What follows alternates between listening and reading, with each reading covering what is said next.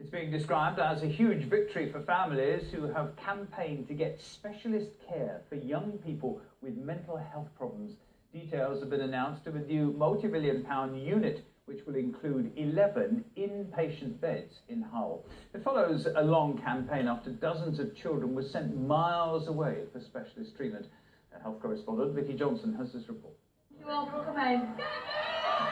101 balloons for the first 101 days that Sally Burke's daughter Maisie spent far from home being treated for her mental health problems. But the new unit planned for Hull should finally ensure that Maisie and other children like her can be treated much closer to home. This is a huge victory for children in our region that are suffering with mental health issues and having to travel so far. This is one for the families that, working together as a community, we've managed to champion this, yes. It was the spring of 2013 when the West End unit in Hessel stopped offering residential care to young mental health patients. Within months, children as young as 12 and 13 were being sent more than 100 miles for treatment. In October 2013, Hull MP Alan Johnson raised the issue in the House of Commons, but it was to be another 2.5 years before NHS England announced plans for a new unit. Today it was announced that a local NHS trust had won the contract to build the new unit. We're going to be offering 11 beds, 2 of which will be psychiatric intensive care beds, so the really ill children and adolescents, but with everything from eating disorders to anxiety to psychosis, all across the child and adolescent mental health spectrum. We understand the new unit will be built here on Walker Street, close to the city centre. If planning permission is granted soon, then work should get underway in the next few months, and it's hoped the new unit will be finished and open by July next year.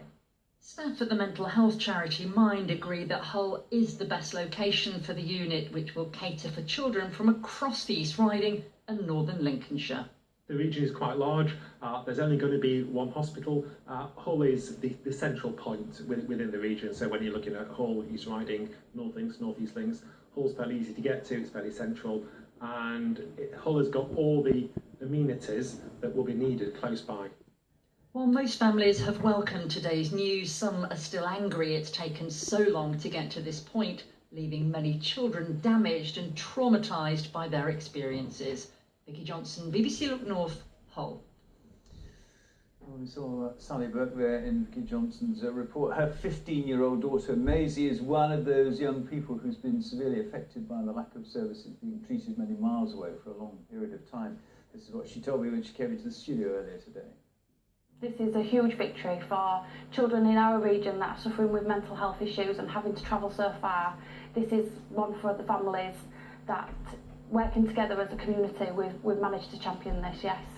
Having to deal with an illness like this and having a family member, in that situation is stressful enough. How much worse is it when you then have to travel a long way to go and see them? Well, as well as the stress, it's exhausting, physically puts more pressure on you, and it's just another dimension of things when you're already struggling with what's going on in your life and with your family member. It's just added pressure to that. And then your daughter was miles away, and you did that journey 3 or 4 times a week. That's right, yes. It was exhausting. And very costly as well. Yes. Also, at a time when those people concerned are probably, by definition, fragile, it makes it worse if then you say, I can't come and see you tomorrow. Oh yes, because when you're ill, especially as a child, you want your mum to be there, and if it's a physical illness, most parents spend the night in a camp bed next to the child in hospital. So to be so far away and not be able to see your mum all of the time, it's a massive negative impact on a child. Do you think at last mental illness is starting to be recognised more? Because I do feel that people are talking about it an awful lot more now. It's been talked about, and there's been certain steps that are occurring. However, it still needs a lot of pressure, and there's still a lot more progress needs to be made because it has been left so far behind in comparison to a physical illness. So there's a lot to catch up on. Absolutely. Maisie is home now, just so that it's clear for people. She's still not good though. Do you think there is enough support? It's difficult to get the right support, and it's a fight to try and get the right support for your child when they're that ill. what would you ideally like to see for parents in the same position as you? For there to be better support in the community, so if your child does need that level of care, that there's a seamless manoeuvre between the different levels instead of it being this stop, start, and different resources need improving. Very good to see you, Sally. I'm pleased that Maisie is home, and well done on all your campaigning work. Thank you. And the time is 18 minutes to 7. This